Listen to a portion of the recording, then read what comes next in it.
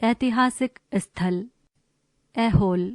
ऐहोल 4वीं शताब्दी से 12वीं शताब्दी तक के उत्तर कर्नाटक भारत में प्राचीन और मध्ययुगीन युग बौद्ध, हिंदू और जैन स्मारकों का एक ऐतिहासिक स्थल है। मलप्रभा नदी के तट पर स्थित ऐहोल मध्यकालीन भारतीय कला और वास्तुकला का एक महत्वपूर्ण केंद्र है।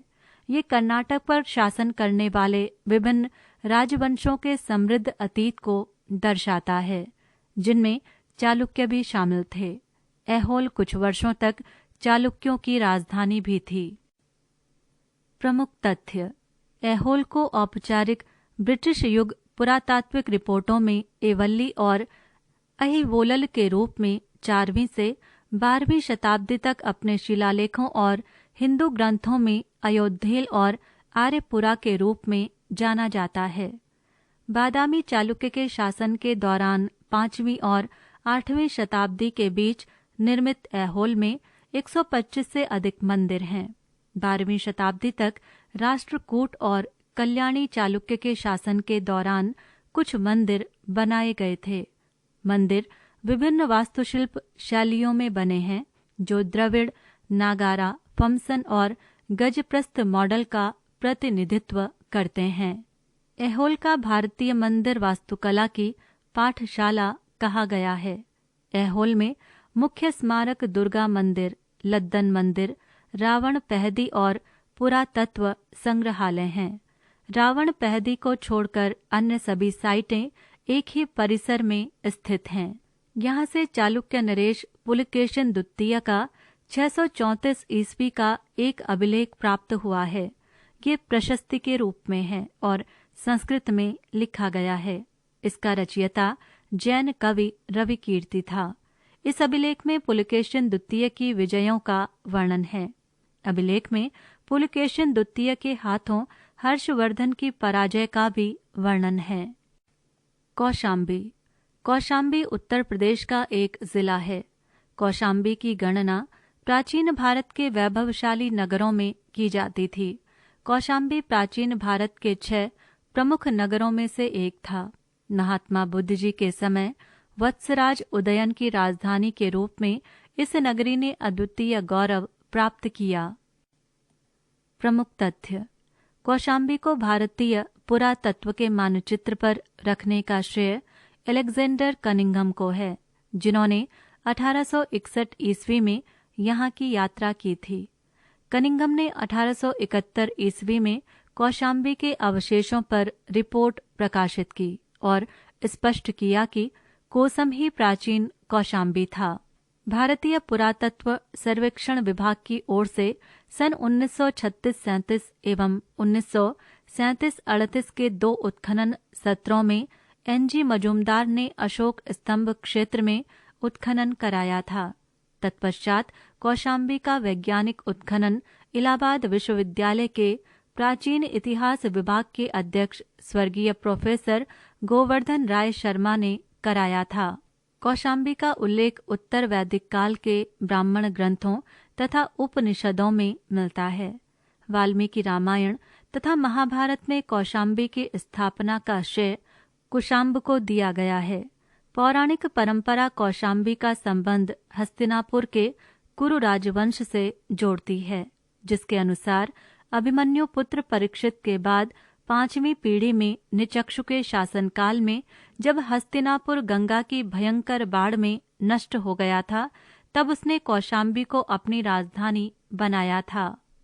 बौद्ध तथा जैन धर्मों के प्राचीन साहित्य में भी कौशाम्बी का अनेक बार उल्लेख मिलता है। अंगुत्तर निकाय के अनुसार 6ठी शताब्दी ईसा पूर्व में कौशाम्बी वत्स महाजनपद की राजधानी थी और इसकी गणना 6 महत्वपूर्ण नगरों में की जाती थी। यहाँ से उत्तर वैदिक कालीन बस्ती के साक्ष्य मिलते हैं। आगे ये वत्स महाजनपद की राजधानी बना।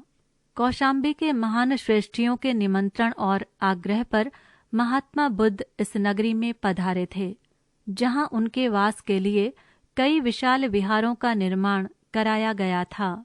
जातक कथाओं तथा बौद्ध साहित्य में कौशाम्बी का वर्णन अनेक बार आया है।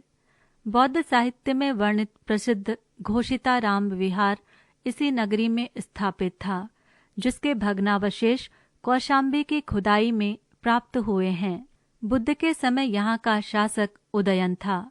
यहाँ से मटमैले रंग का बर्तन प्राप्त हुआ है। बुद्ध के समय कौशाम्बी भारत के 6 सबसे महत्वपूर्ण और समृद्ध शहरों में से एक था।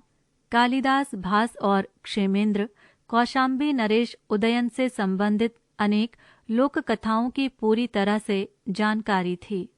मौर्यकाल में पाटलिपुत्र का गौरव अधिक बढ़ जाने से कौशाम्बी समृद्धि विहीन हो गई। फिर भी अशोक ने यहाँ प्रस्तर स्तंभ पर अपनी धर्म लिपियां संवत 1 से 6 तक उत्कीर्ण करवाईं।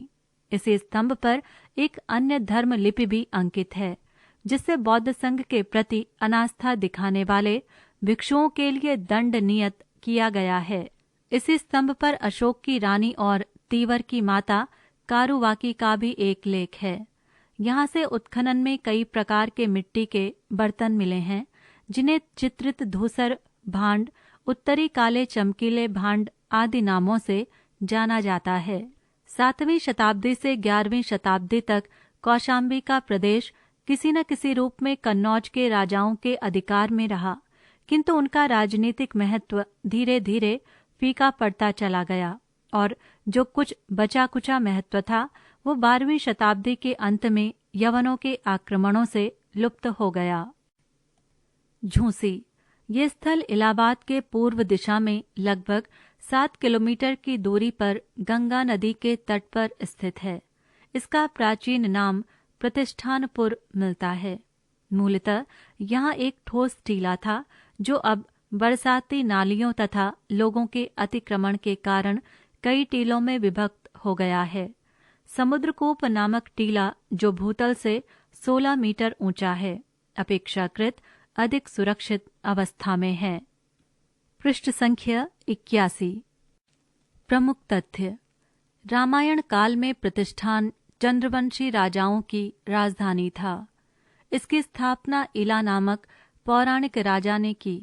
कालिदास ने अपने नाटक विक्रमोर्वशीय का दृश्यांकन यहीं किया था। अभिलेखीय साक्ष्यों से सूचित होता है कि 12वीं शती तक प्रतिष्ठान का महत्व था। प्रतिहार नरेश त्रिलोचन पाल का लेख 1027 ईस्वी यहाँ से मिला है, जिसमें उसके द्वारा यहाँ के ब्राह्मणों को भूमिदान दिए जाने का विवरण सुरक्षित है।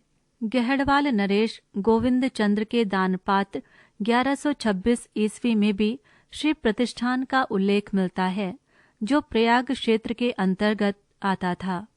ये निश्चित नहीं है कि इस नगर का नाम प्रतिष्ठान से झूसी कैसे हो गया। स्थानीय अनुश्रुतियों के अनुसार यहाँ पर हरवेंग नामक मूर्ख एवं मंदबुद्धि राजा था। उसके राज्य में चारों ओर अराजकता फैल गई, जिससे प्रजा आक्रांत हो गई।